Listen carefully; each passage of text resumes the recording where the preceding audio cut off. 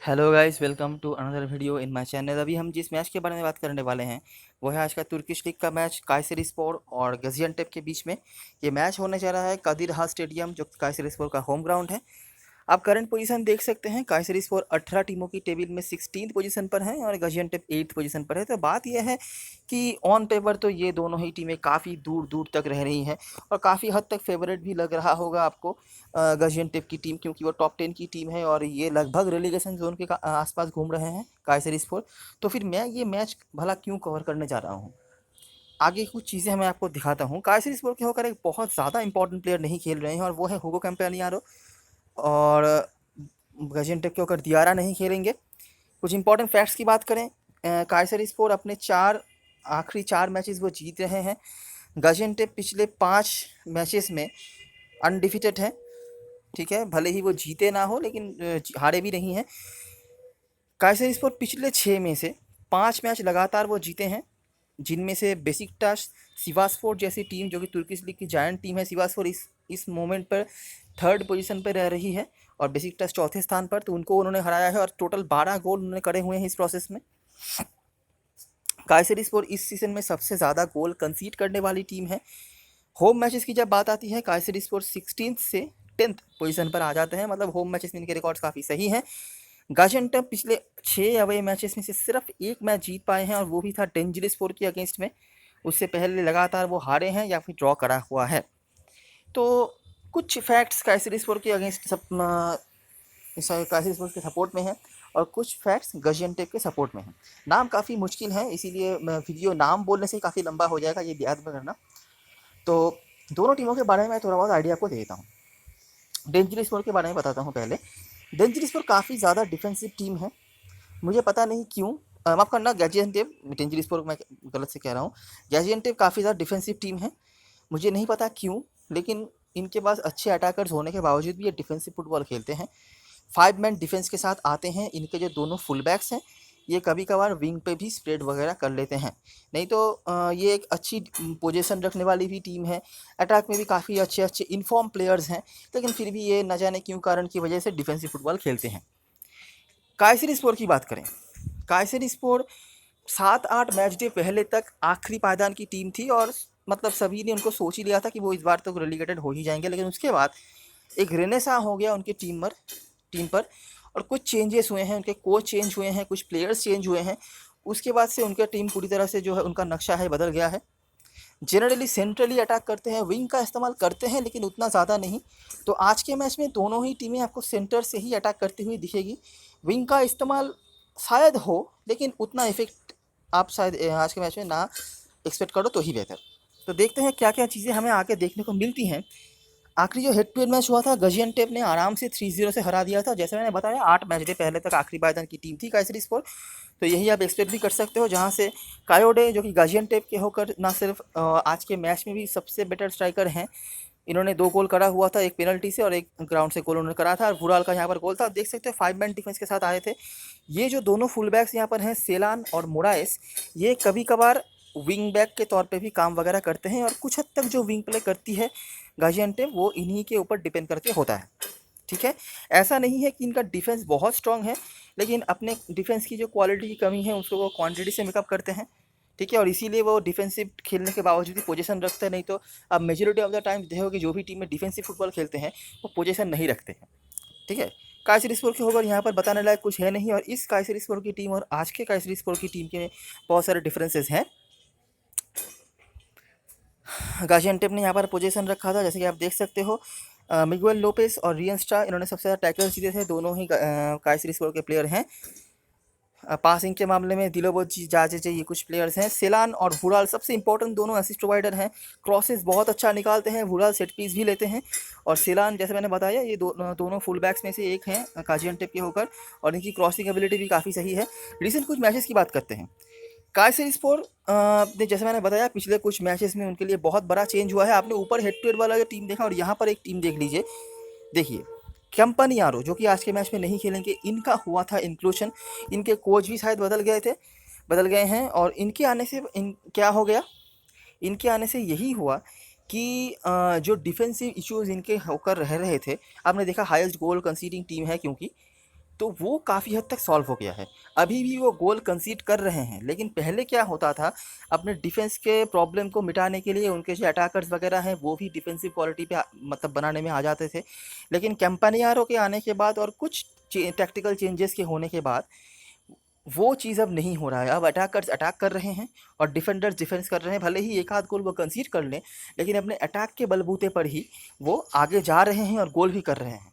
और ये भरोसा डिफेंस पे दिया है कंपनियारों ने, लेकिन लास्ट के मैच में वो नहीं खेलेंगे तो पता नहीं क्या होगा। लेकिन फिर भी मोमेंटम है कायसरीस्पोर के सपोर्ट में, तो देखते हैं क्या क्या चीज़ें मिलता है हमें। यहाँ से गोल किया था आशार ने, और जैसे मैंने बताया सेंट्रली काफ़ी अच्छा खेलती है।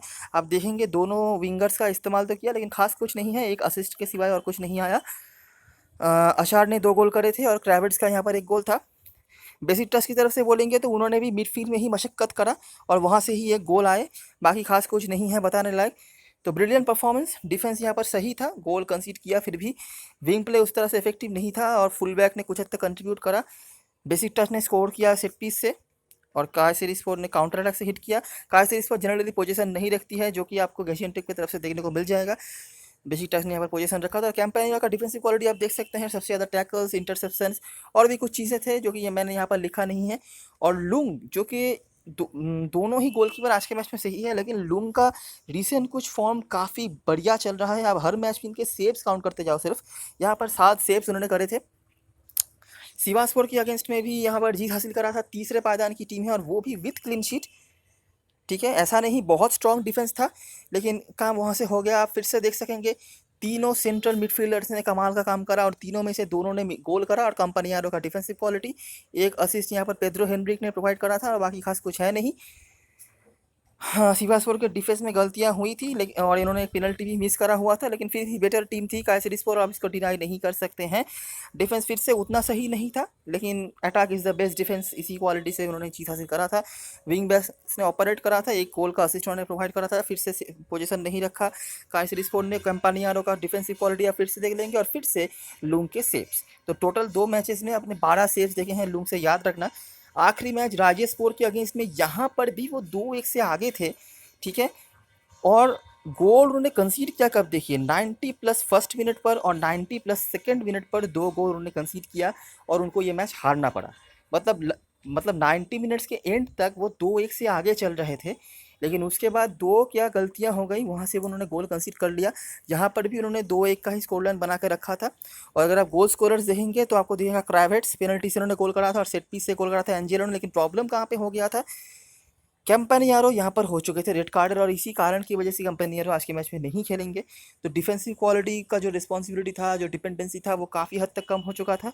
उसके बाद उन्होंने धराधर फिर से गोल खाए और आज के मैच में भी ये नहीं खेल रहे हैं, तो इसीलिए ये एक थोड़ा बहुत सेटबैक है। अगर आज के मैच में कंपनियारो खेलते तो मैं आपको अभी बोल देता कि कायसरीस्पोर फेवरेट है, लेकिन यही एक सेटबैक होने वाला है उनकी तरफ से।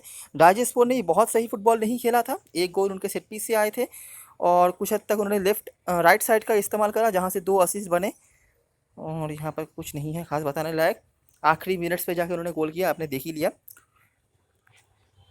मिडफील्ड में फिर से यहाँ पर काम वगैरह हुआ, विंग प्ले भी एक्टिव था, लेकिन खास कुछ हुआ नहीं। राजेस्पोर ने लेफ्ट साइड का इस्तेमाल किया, 2 गोल वहाँ से आए। Scored and conceded twice from set piece.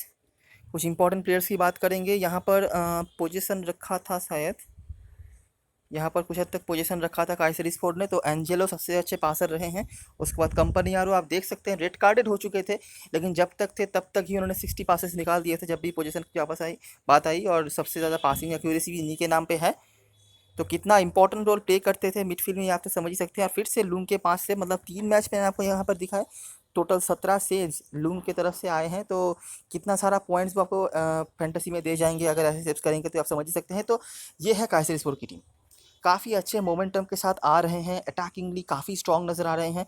Number 9 का इशू अभी भी है, मतलब सेंट्रल स्ट्राइकर का इशू अभी भी है, लेकिन सेंट्रली अटैकिंग मिडफील्ड का जोन इनका इतना स्ट्रॉन्ग हो रहा है कि हर मैच में ये गोल्स कर रहे हैं। पिछले 7 मैच में वो लगातार जीत सकते थे, ठीक है। आखिरी मैच पर आपने देखा कि 90 मिनट्स के बाद 2 गोल खाए, वो एक मैच हारा। और 4-5 मैचेस पहले फनेरबची के अगेंस्ट में भी उनको इसी तरह से हारना पड़ा था, जहाँ पर 88 या 89 मिनट तक वो 1-0 से आगे थे, लेकिन आखिर के कुछ मोमेंट्स में और इंजरी टाइम में 2 गोल कर दिया फेनेrbahce ने और वो हार गए। नहीं तो काफ़ी अच्छा मोमेंटम बरकरार रखा है, हर मैच में वो गोल्स कर रहे हैं और एक ही एरिया से गोल्स वगैरह आ रहे हैं। सेट पीस में उतना ज़्यादा इफेक्टिव नहीं हो रहे हैं, मतलब कॉर्नर्स वगैरह से या फिर फ्री किक वगैरह से, लेकिन डायरेक्ट फुटबॉल खेल के भी इन्होंने काफ़ी गोल्स करे हुए हैं। तो यही है इनकी स्ट्रेंथ वगैरह।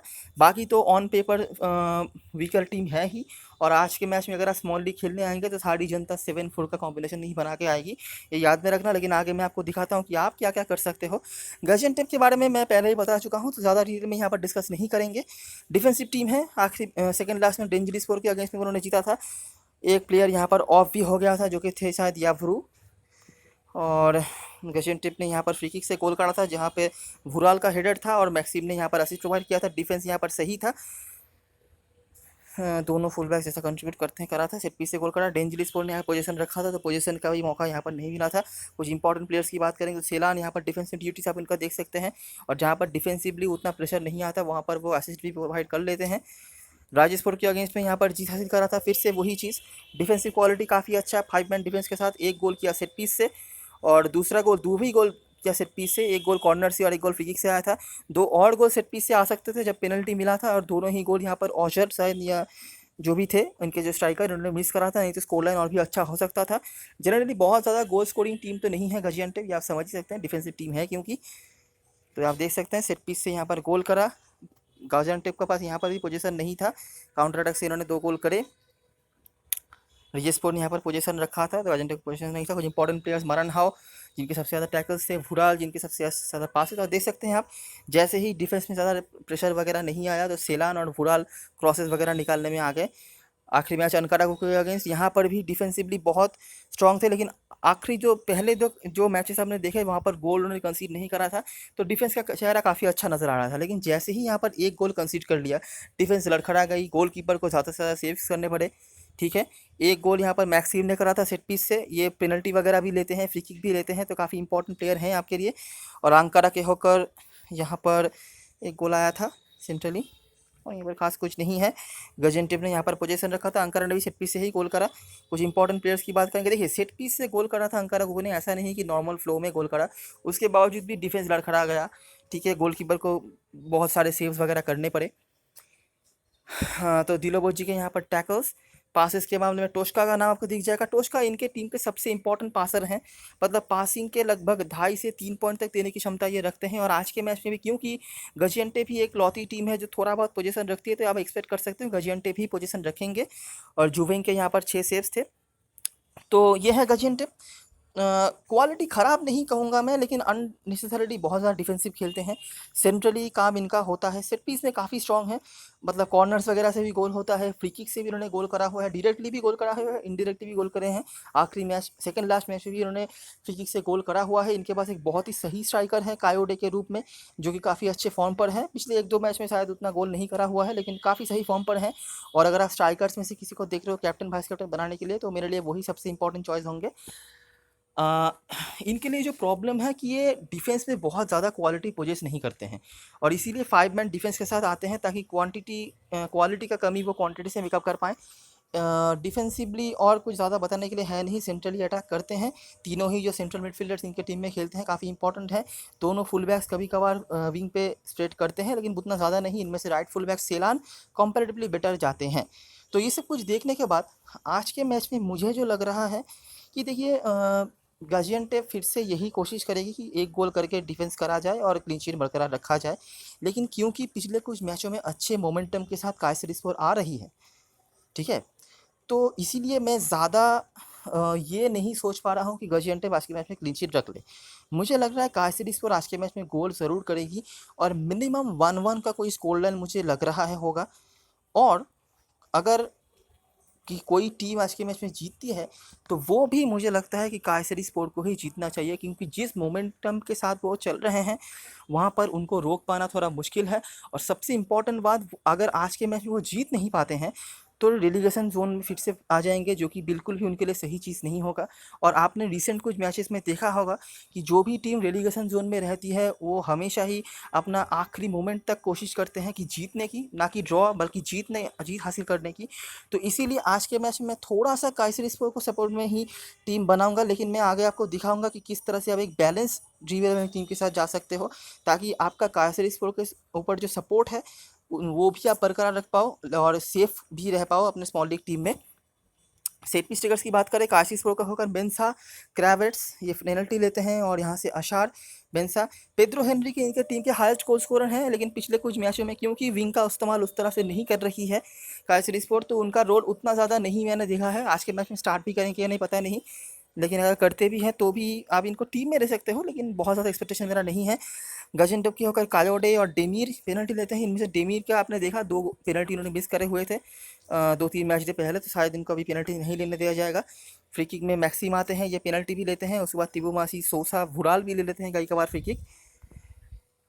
स्टैट्स की बात करें, जैसे मैंने बताया, काइसरिस्पर के होकर Pedro Henry highest goal scorer हैं। उसके बाद क्रावेट्स, गाजियान्टेप के होकर कायोडे और टिबुमासी पिछले कुछ मैचेस से स्टार्ट नहीं कर रहे हैं।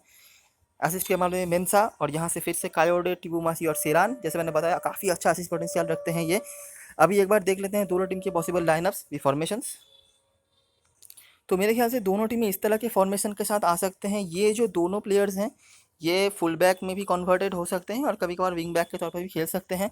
पोजीशन क्योंकि गाजियान्टेप के रखने के चांसेस ज़्यादा हैं, तो टोस्का, दिलोबोजी जैसे प्लेयर्स से आप पासिंग की उम्मीद रख सकते हो। तीनों ही मिडफील्डर्स काफ़ी इंपॉर्टेंट हैं। क्योंकि सेंट्रली अटैक करती है गाजियान्टेप की टीम, और तीनों ही सेट पीस वगैरह लेते हैं।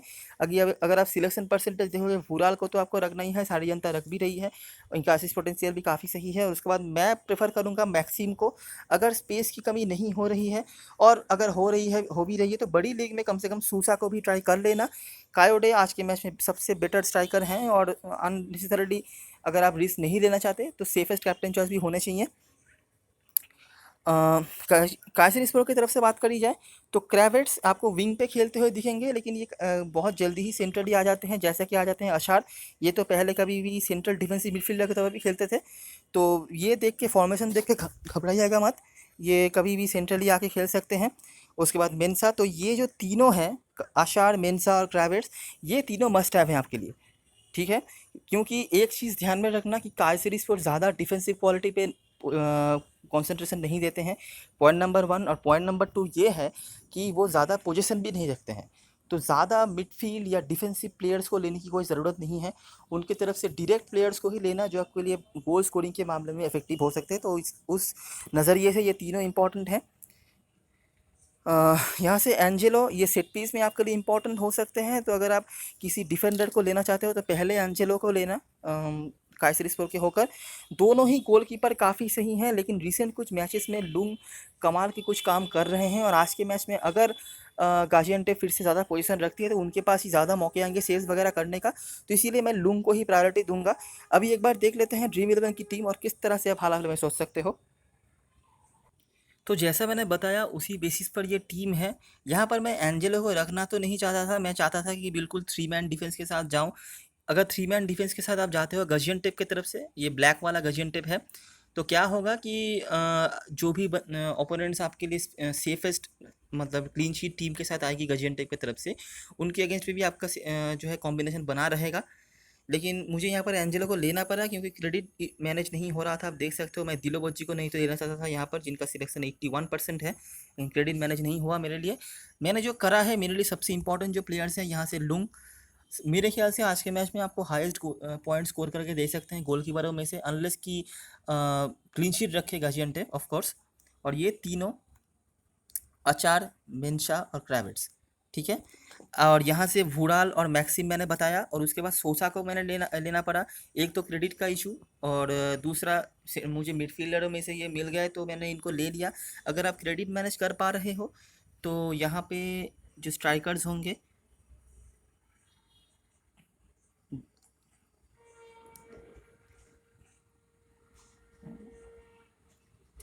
नहीं हो रहा,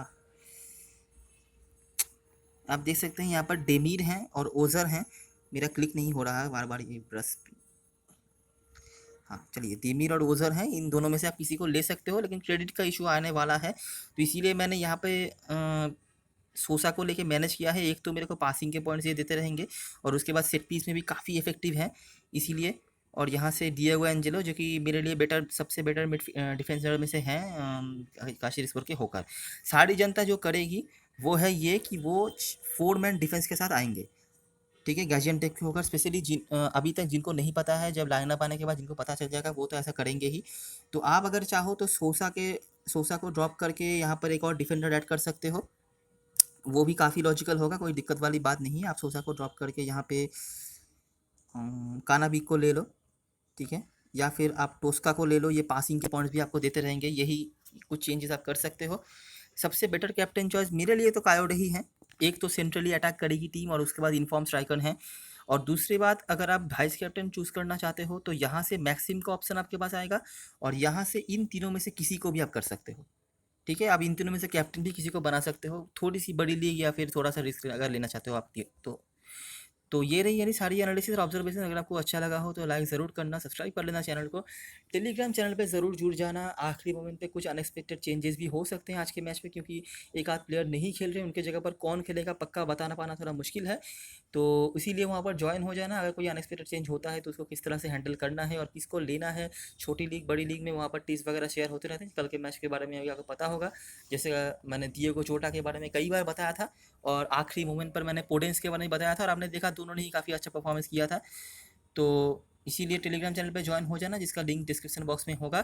तब तक के लिए best of luck for this match and goodbye for now.